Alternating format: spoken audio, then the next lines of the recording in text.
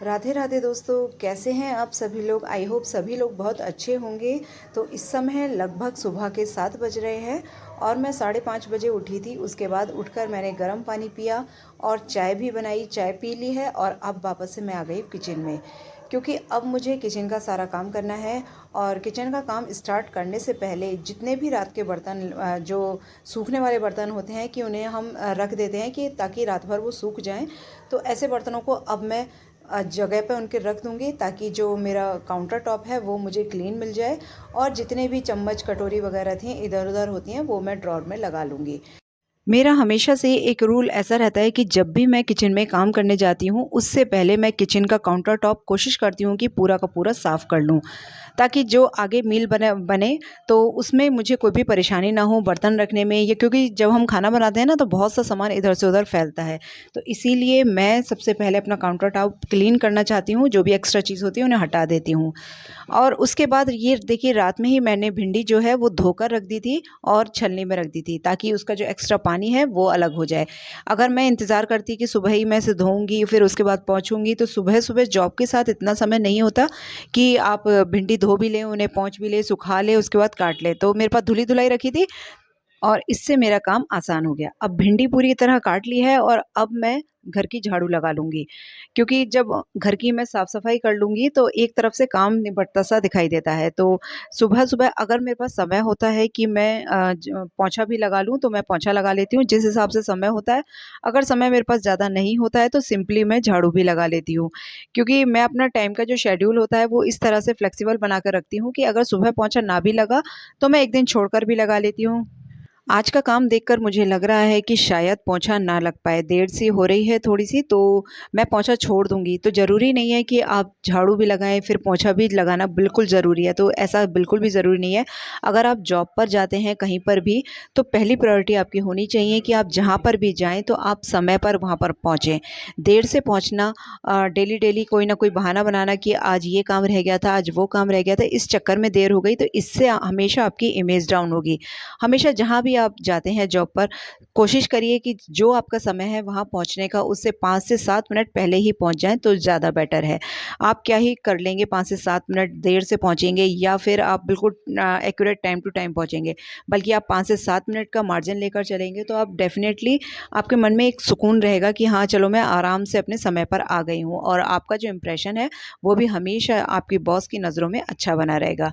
तो अब मैंने लगा ली है ये मिक्सी, और इसमें अब मैं बनाने वाली हूँ लौकी का और चुकंदर का जूस।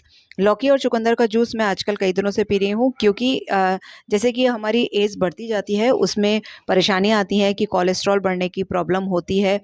तो वैसे तो नहीं है मुझे, लेकिन फिर भी मैंने अपनी तरफ से ये शुरू कर दिया है कि लौकी और चुकंदर का जूस मैं निकालूँगी।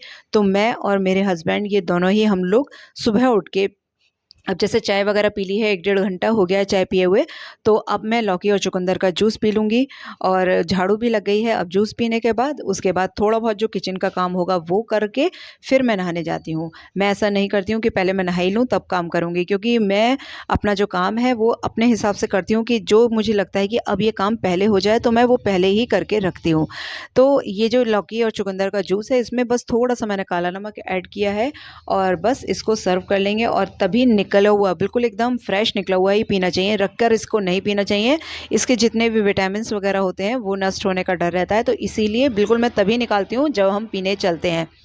तो एक बार आप भी ट्राई करना कि बहुत ही ज़्यादा टेस्टी लगता है लौकी और चुकंदर का जूस। चुकंदर ना भी हो तो आप जो भी मर्ज़ी हो, गाजर, जो मर्ज़ी हो वो आप इसमें ऐड कर सकते हैं। मेरे पास थी इस समय तो मैंने डाल दी है, नहीं भी होती है तो मैं खाली लौकी का भी जूस निकाल लेती हूँ। तो ये हमारे हेल्थ के लिए भी बहुत अच्छा रहता है, और साथ के साथ देखिए, इसके जितने भी बर्तन थे वो साथ के साथ मैं धो के रख रही हूँ, ताकि ये काम में अगर मैं शाम को छोड़ के जाऊँगी तो इस पे स्पॉट भी आ जाएँगे और काम भी मेरी तरफ से फैला हुआ रहेगा। तो और जब तक मैं शाम को आऊँगी ये चीज़ें मुझे सूखी-सुखाई मिलेंगी, और मैं हाथ के हाथ अपने ड्रॉर वगैरह में लगा दूँगी। तो ये सारी चीज़ें, बर्तन इसके जो हैं मिक्सी के, वो मैंने धो के रख लिए हैं।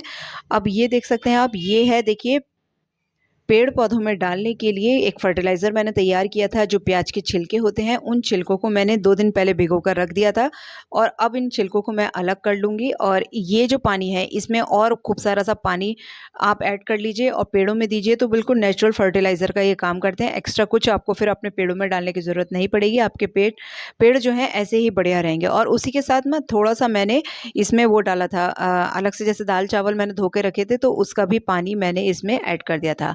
अब ये देखिए मैंने वो कर दिया है और उसके बाद अब ये आटा मल के मैंने रख दिया है और उसके बाद अब मैं चली जाऊँगी नहाने।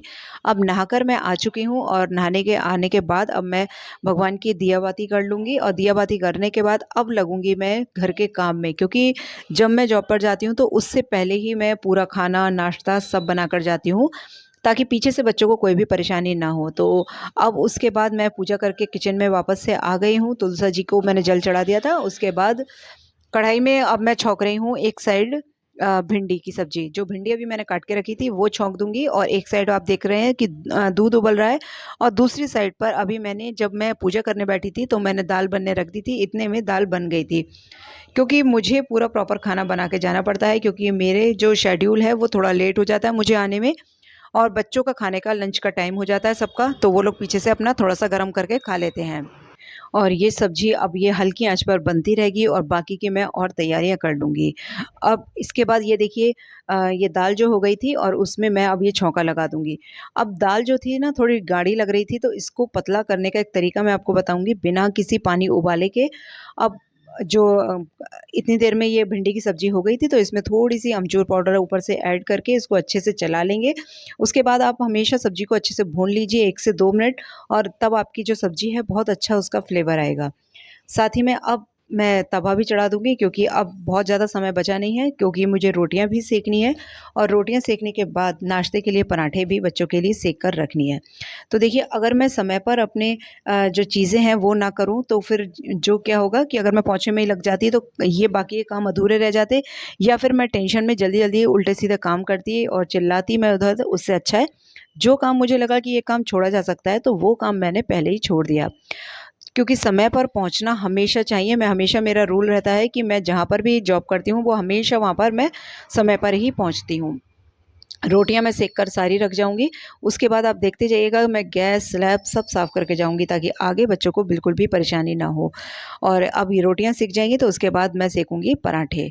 तो उसके बाद अब मैं आपको मिलती हूँ नेक्स्ट क्लिप में। तो ये देखिए, अब जो दाल हमारी गाढ़ी हो गई थी ना, तो अब जैसे कि ये चावल बने एक तरफ, चावल के नीचे का जो पानी जिसे हम मांड कहते हैं, वो निकलता है। तो जितना आपको ज़रूरत है दाल में, उतना थोड़ा-सा इसको छलनी में छान लीजिए और देख लीजिए आपकी दाल सही है या नहीं।